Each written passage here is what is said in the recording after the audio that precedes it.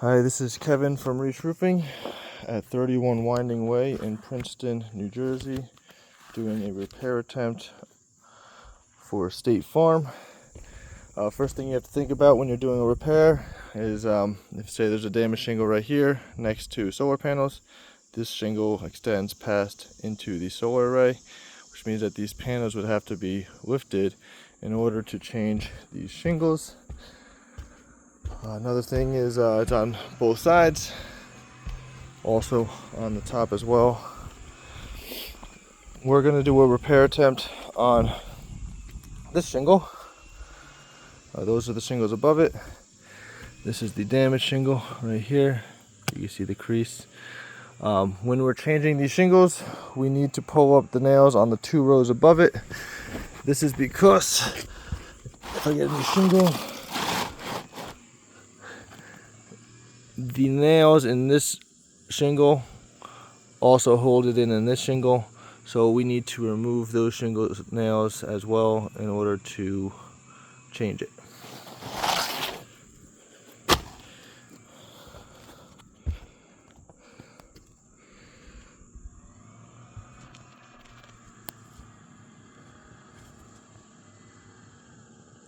Okay.